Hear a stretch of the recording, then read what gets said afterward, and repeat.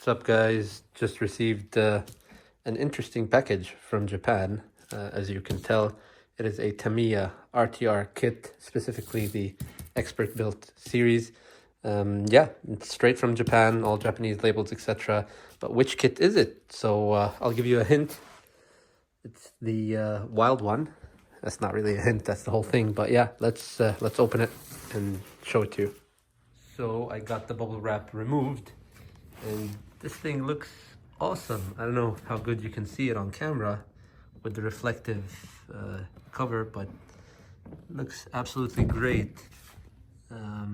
Yeah, I really love the fact that this is an RTR. Obviously, this is a re-release of the Wild One because it's a 2.4 gigahertz and it's the more, modern version. Everything else here is the same. It's just got the blockhead livery. But yeah, I'm super excited that it's just ready to go. Don't need to cut or paint or assemble, etc. Because yeah, I have a lot of other RC projects going on right now, so it's nice to have something that's ready. And I think a lot of companies, they really do overlook that aspect because they think everyone that's an RC enthusiast prefers to have a kit, and that's sometimes the case, but sometimes you're just really busy, and or not just with RC cars, but life happens and you don't always have the time to sit and assemble everything and take the time. So I appreciate manufacturers that still make these vintage style kits and these nostalgia series with just as a ready to go. So yeah, let's open it up and see what's inside. All right, so I put the Wild One on this rotating stand to give you a better view before we open it up. And I think we got less glare here, which is cool. Yeah, just a quick 360 of the box itself. And it's cool to have the Wild One because we're going to put it side by side with the Scorpion, the Kyosho Scorpion, and also the associated when it's done. That's being built here, but that'll be later. And it's not an apples to apples comparison because that's a nitro build and these two are electric. And yeah, there's a couple of vintage kits here, so we can put them side by side, but that's for later. Now let's open it up and show you how it looks like from within. There it is, sort of out of the box, and it looks really, really good. I really love the way these vintage style RC cars look. They're really silly in a good way and fun. More like a sandrail design for the real thing. But yeah, I love the construction. I like the chrome shocks. Feeling this, they really do feel like they have good, decent compression. I would say the front feels nicer than the rear, which I just felt. The rear feels a bit more springy. Like it's not gonna handle, at least the low speed compression or the high speed compression is not set perfectly. But anyways, yeah, just comparing it just for the sake of comparison, I have the Scorpion right here, like I said, and these are really similar designs, from the shock towers, etc. I think they'll look very nice together, obviously one being Kyosho and one being Tamiya. I also had the Grasshopper and the Frog, etc. And I've never really owned a Wild One before. And I'm curious to see how this compares to the Grasshopper and the Frog. The Grasshopper was great, but it was just too undrivable in my opinion. The Frog was much better than the Grasshopper, and I'm hoping that this will be much better as well, but we'll find out. And again, it's not about just how hard I can drive them. It's about the realism and the way they drive and where I can drive them more, let's say. So let's take it out. Okay, so completely out of the box and looks great. You have to love Tamiya's RTR kits. The expert built models, they're really well made, and yeah, obviously the people that make these and they assemble them, God knows how many models they have to do.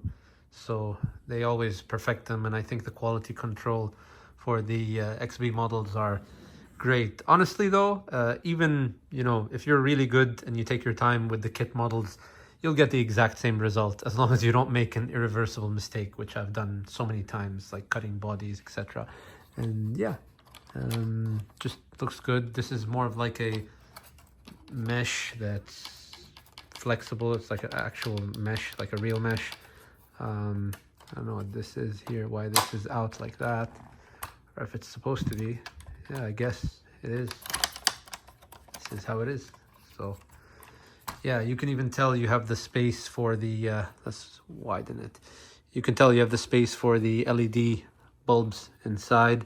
And I don't know if you can see the damping in the front. You see how it's slow to come back up? That's pretty good for off-road and stuff. It's got good dampening here. But on the rear, it's like bouncy. And granted, the battery is not inside, so it's missing some weight now. But yeah, it looks really good. I'm gonna put this right here and put it alongside the similar chassis. I really like this blockhead livery because you know you have other versions of the Wild One, and some people customize them to their own, you know, liking. I just really like this blue, and I like the turtle flag on the top here. But yeah, what I'm gonna do now is put the Scorpion alongside it.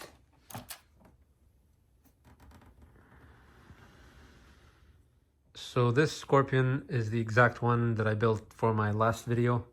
For those of you that have seen that, and you can tell that the way the shock towers are angled, I mean, it's a slight difference obviously in chassis and all that and wheelbase, but they're more or less the same kind of concept of this off-road buggy slash sandrail, etc., or dune buggy or whatever you want to call it. And yeah, two different brands. One is Tamiya, one is Kyosho. Again, you have a bunch of other models from Kyosho, from Tamiya.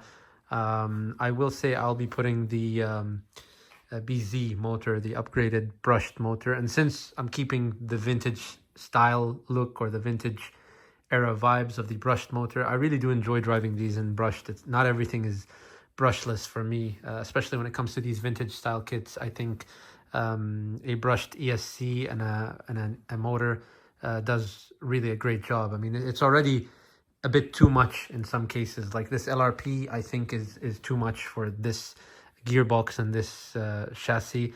So I like to save the brushless kits for the more, I would say, high-end kits that are designed to be racers, not just scale lookers and, you know, vintage style driving and bashing and all that. So yeah, but they really do look great. Very similar and yet very different. Yeah, you guys have seen this one drive again in the last video. But now the main focus is on the Wild One. We're gonna take it out and see how it drives. And you know what? While I do that, and while I wait for the other motor, what I'm gonna do is I'm gonna drive it with the stock motor and compare it. Because usually what I just do is this tin can motor. What I do is I just immediately take it out and throw it and put a decent or more upgraded motor in there. So yeah, that's it for the walk or look around, I would say. And yeah, let's take the Wild One out and see if we can have some fun with it. I might even drive it indoor a little bit first, just to get an idea, if it's possible. Because some kits you don't want to drive indoors, but some they actually do great. These being rear-wheel drive and stuff, like if you get cramped in a corner, all you need to do is just slam the throttle and it'll, 360 or spin around easy. Some of the all-wheel drive kits with like a weak turning circle, you don't want to really drive indoors because they just don't turn great or handle great, and they might even be too powerful for the space that you have, depending on what kind of space you have. But anyways, that's it. Let's take it out.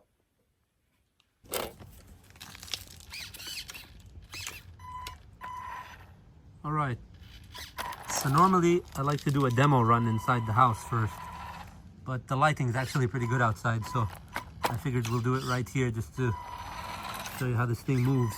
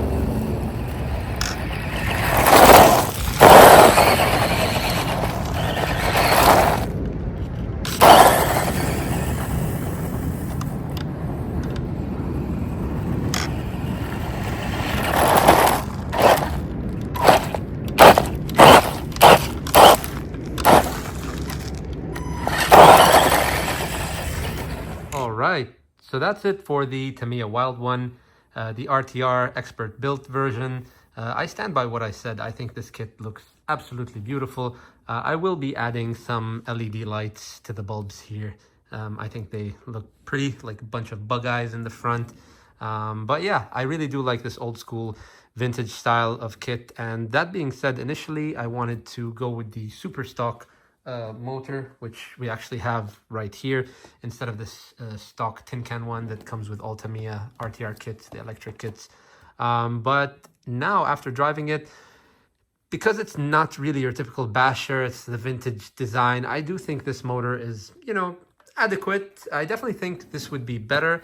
I just decided that I'm not going to do it because I'm not going to be driving this as aggressively as many people would want to, because I just think it looks too pretty to damage and to flip over many times. And plus, with the other RC kits that I have, I don't know how much I'm going to be driving this. This, to me, is more of a, you know, shelf queen that I'm going to take out every now and then just to admire looks wise. And again, because the suspension is, you know, decent, but it's not crazy good, I wouldn't really want to give it that extra power, because even with the stock motor and the little jumps, I almost had a few tumbles where it handled it pretty well. I don't know if you can, I mean, these are not scratches, they're just, you know, sand markings. But anyways, I wouldn't really want to damage this body. Again, it's an RC car, so it has if it has a few scuffs, you know, now and then, that doesn't really matter. I just don't really want to break anything. And even though this isn't your, you know, crazy brushless system or whatever, I still think that this is more than enough, and I don't need to give it that extra grunt. So that's my opinion. Again, you might get this and you might want to, you know, put a brushless system in it. Again, to each his own, and rightfully so. I mean, I think it would be awesome to see these things do that. I just don't know how well they would be driven, and especially on the terrain, if you're going to off-road them, prepare to tumble, I will say, because I did have a few moments even with the stock motor. Again, I think that's because of the width. It's not wide enough, and I do think that the travel and the suspension is just a vintage design. So yeah, that being said, I hope you guys enjoyed the video, and as always, I will see you next time. Ciao.